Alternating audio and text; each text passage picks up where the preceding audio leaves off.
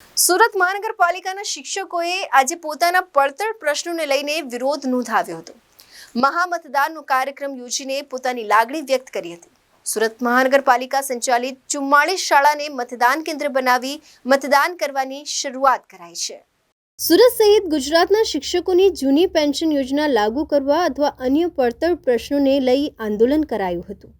નગર પ્રાથમિક શિક્ષણ દ્વારા ખૂબ જ મોટા પ્રમાણમાં લડાઈ શરૂ કરી છે। લોકસભાની ચૂંટણી પહેલાં પોતાની પડતર માંગણી સ્વીકારવા માટે આંદોલન શરૂ થયું છે। જો તેમની માંગણી પૂરી ન થાય તો તેઓ ગાંધીનગર જઈને વિરોધ નોંધાવશે। માંગ હોવા છતાં પણ હજી સુધી તેને પૂર્ણ કરવામાં આવી નથી। તેને લઈને રાજ્યભરના કર્મચારીઓ રોષે જોવા મળી રહ્યા છે।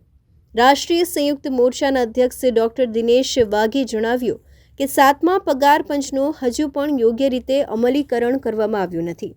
મહિલા શિક્ષકોની પ્રસૂતિની રજાને લઈને પણ વર્ષ 1996થી અમારી માંગણી હજી પણ પૂર્ણ થઈ નથી। જૂની પેન્શન યોજનાથી લઈને અલગ અલગ માંગણીઓ હજી સુધી પૂર્ણ કરી નથી। તેને લઈને આજે 44 જેટલા કેન્દ્રો બનાવીને મતદાન કરવામાં આવ્યું હતું। આગામી દિવસોમાં આ મુદ્દે ગાંધીનગર સુધી લડત આપવાની તૈયારી કરવામાં આવી છે। સમગ્ર ગુજરાતની અંદર શિક્ષક સહિત અન્ય કર્મચારીઓ ઓલ્ડ પેન્શન યોજના લાગુ કરવા અને અન્ય પડતર પ્રશ્નો જેવા કે 7મા પગાર પંચ મુજબના ભથ્થાઓ જારી કરવા, મહિલાઓની પ્રસ્તુતિ રજા જે 1996થી બાકી છે એને સળંગ ગણીને એનો લાભ આપવો, એસ્ટાટના બદલી નિયમો એ ઝડપથી જાહેર કરવા, એ સિવાય આ એનપીએસ અંતર્ગત જે 300 રોકડ સ્વરૂપે જે રજાઓ છે એને રોકડમાં રૂપાંતર કરવું। સુરેશ જોશી, મહામંત્રી લિંબાયત ઝોન, રાષ્ટ્રીય શૈક્ષિક મહાસંઘ, સુરત કોર્પોરેશન।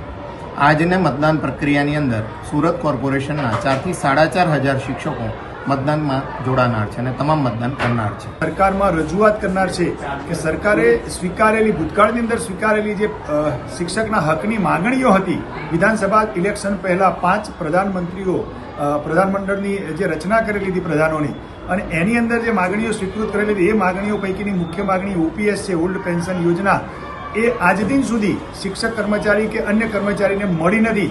એના માટે અવારનવાર કેટલા પ્રકારના કાર્યક્રમો સરકાર સમક્ષ આપેલા છે, પરંતુ છતાં સરકારે આજ દિન સુધી એને સ્વીકૃત કરી નથી। એ સિવાયની કેટલી માંગણીઓ છે કે જેને સરકારે આજ દિન સુધી સ્વીકૃત કરી નથી।